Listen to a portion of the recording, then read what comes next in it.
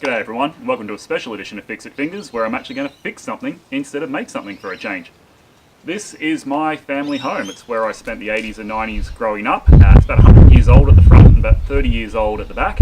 And part of that 30-year-old design was a balustrade around this bit of decking. Wasn't going to film this originally, but it's become a bigger job than it originally was going to be. So, bit of interest here, I hope. Last time I pulled off the old decking here because it became obvious as we tore down the balustrade that the joist underneath had completely rotted out. So the project then was actually to repair the flooring before we could reinstate the rails here.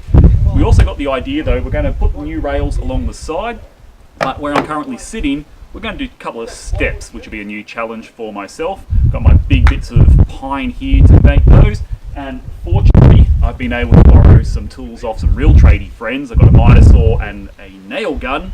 Very, very, very handy, I have learnt, which I wouldn't have otherwise had access to, which should save me quite a bit of time. Anyway, let's see how this one turns out. We'll try not to stuff it up too much, as usual. First time trying something like this. Let's see if we can get this looking kind of neat and tidy and safer for my nephew and niece who now live here and don't want them falling off.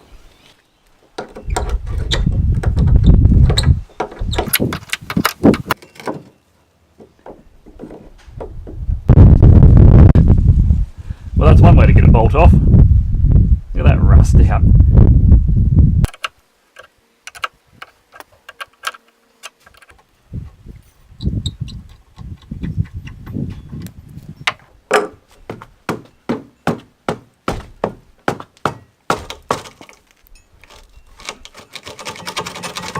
Judging by that last one, I reckon this one's going to break off.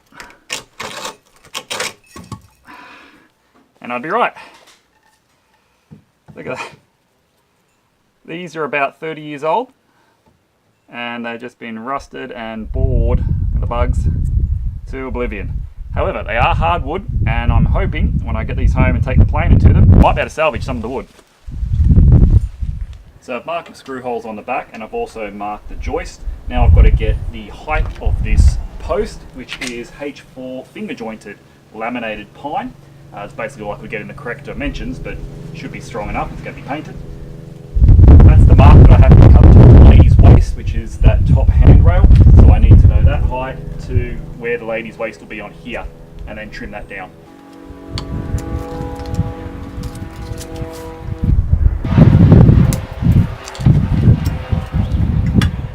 So I've clamped the bottom post in there to get in the right allocation. And to make sure that my mark was correct, I managed to find a string line, which I remembered my father had, which I probably should invest in, as they're not very expensive. And that has shown me that my mark that I put at 100 was actually pretty damn accurate, because that bubble is now sitting pretty in the middle based on the old handrail height. So now I know I can cut this post off at the correct height and I can bolt it in there, and that will give structure back to the deck.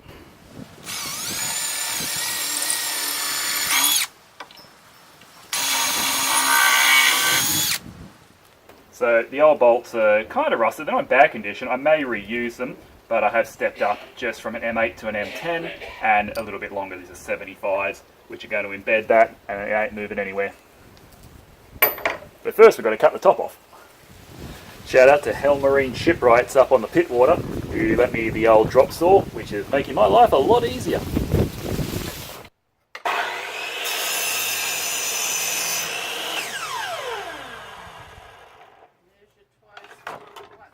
So the stringers for the stairs are going to sit in this convenient recess here, and I'm going to have to cut one on the other side too.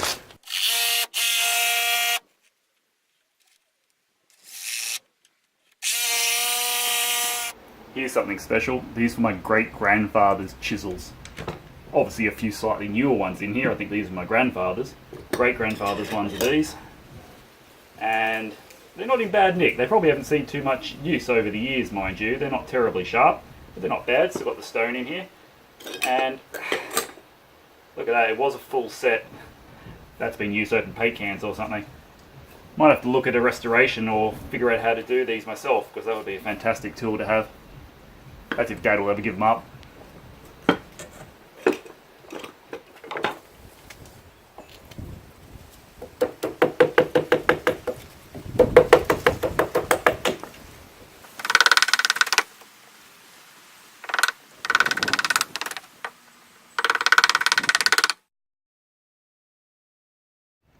Now I've got this little housing joint cut, I can screw in my post and try and figure out where the best place for these top bolts are going to be.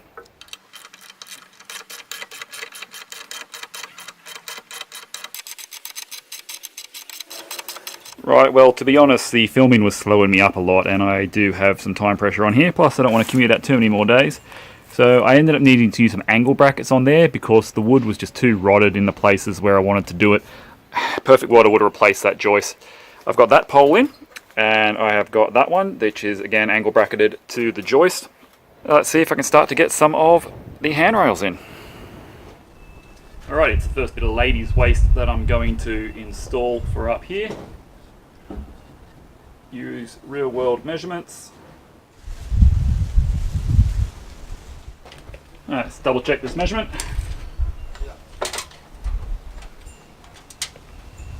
568. On my check I had 570, so let's cut this a millimetre or two big. We can always trim it down a touch if we need.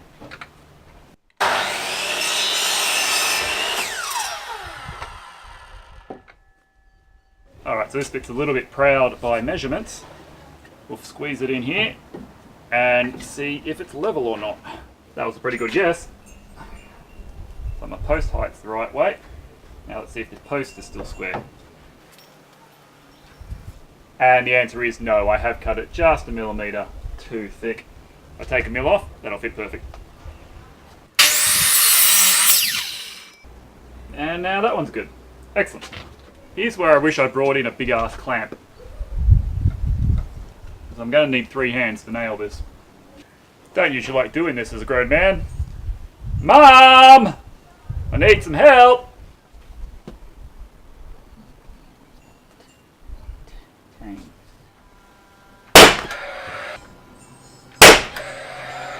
you. Well, that's the easier one in. Now for the trickiest one on the angle. So what I've had to do is make sure I'm lined up at the back and the front, and I'll take real world measurements off both of those and then take it over to the miter saw and hack it out. So I didn't want to keep bothering Mum, and I've only got one set of earring protection too, so I came up with this quick little solution to not having enough hands. I've got a slightly longer spare piece of decking, and that works really well because by clamping it down I'm actually keeping the balustrade at exactly the right mounting height for the rails.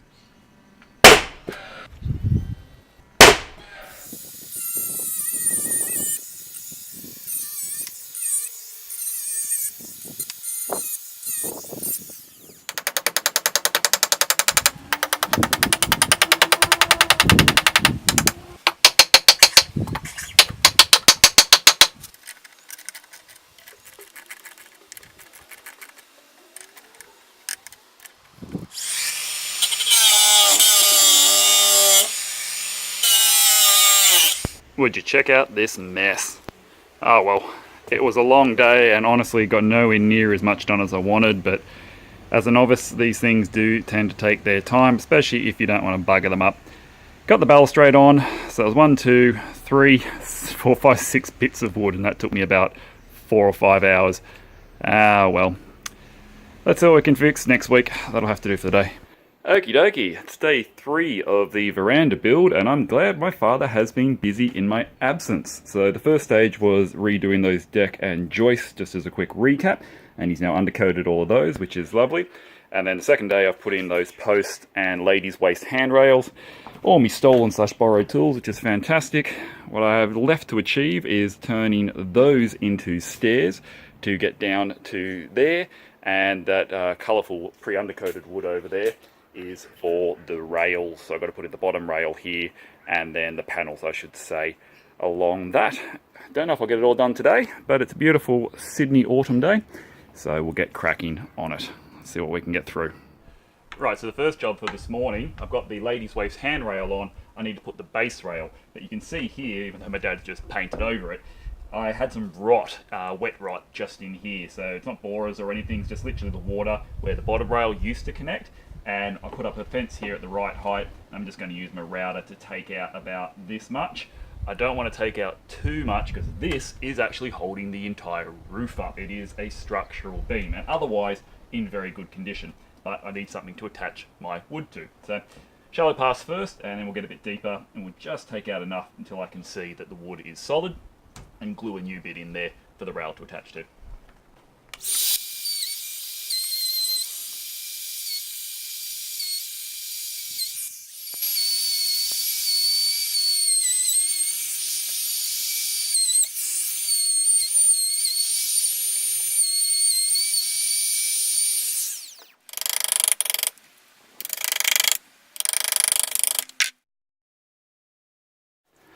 Now I've got my mortise cut, I need a piece of hardwood to fill it with, and this old offcut of the floorboards which had rotted away, I've managed to find a nice section of, trimmed it down to size, and just going to sand off there for a perfect fit, I hope.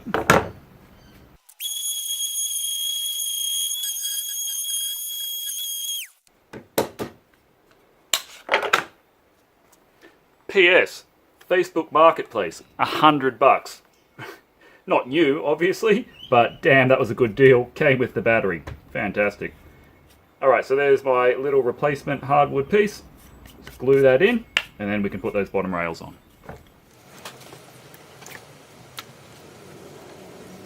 Forgot the bloody nozzle.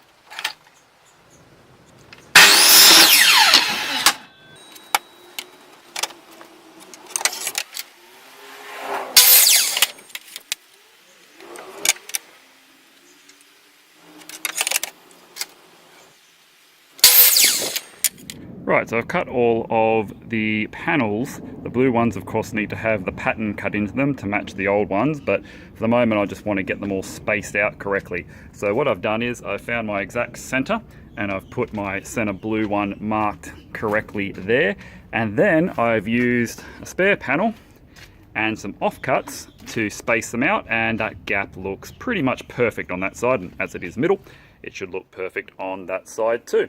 So the yellow ones I can tack in right now. The blue ones will have to have some routing done to them first. This part of the assembly actually looks like it comes together pretty quickly, and it's good after all the hard work of getting the tops and bottoms in. You might have noticed I didn't get those bottoms in because I cut the angle the wrong bloody way, and it's just absolutely ridiculous. I can't believe I stuffed that up. I put this on the wrong 45, so it's sloped inwards instead of outwards, and I don't have enough to recut it. So I decided, because the first one I put the nails in too deep anyway, I just ripped that out too. I'm going to buy another piece and replace that. Noah's troubles, and this is why you should always buy some extra wood.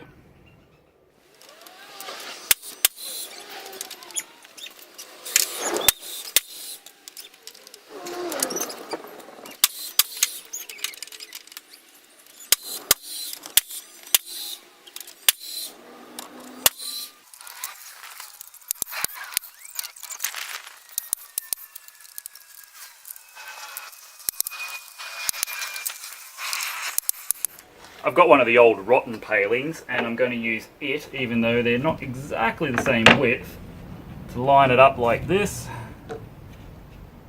and mark out the old pattern.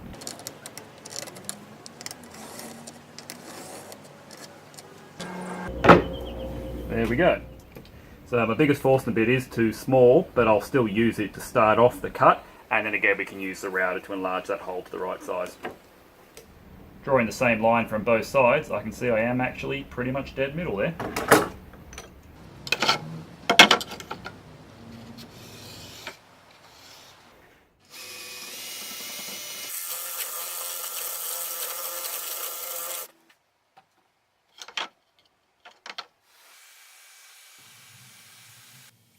While I was clever enough to figure out that it was the end of the day and it'd be easy to do this on the router table at home, I didn't manage to figure out that I could have just used a pattern bit on one of the original slats to replicate the design perfectly. So instead I did the design manually. Here you'll see me doing 3 passes, 2 on each side at a certain depth, and then going a third pass straight up the middle in order to create the template to do the other boards with.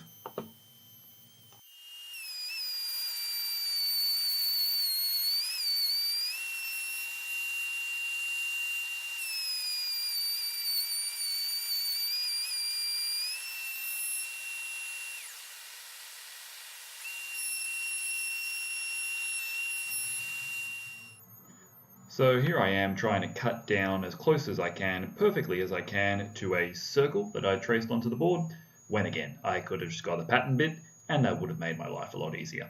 Ah well, it turned out pretty good. Right, another beautiful day to get back at it, set up, which always takes forever. There's the bit that I buggered up last week by cutting the miters the wrong direction, so I had to pick up a new piece of bottom rung this morning. And we're going to get up to doing that first, and I've actually done some plans for my steps, which I'll be able to throw in this afternoon once I finish the balustrade, hopefully. So I swung by Carpentry on my way to the job this morning and got a new 25mm CMT router flush trim bit, and geez, it made short work of these. Those ultra bits from Bunnings are rubbish. Mind you, this one bit costs nearly as much as the 15-piece box, so when it comes to router bits, you really do get what you pay for.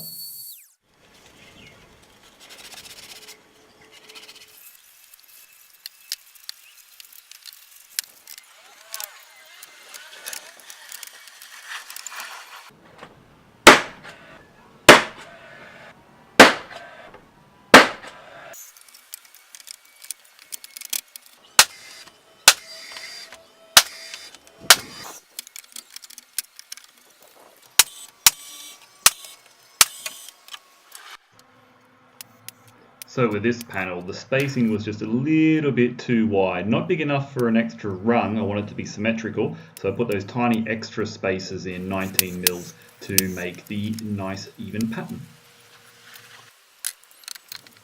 Some of the boards took a little bit of extra trim just to sneak up on them to get them to be the perfect fit between the foot rail and the handrail.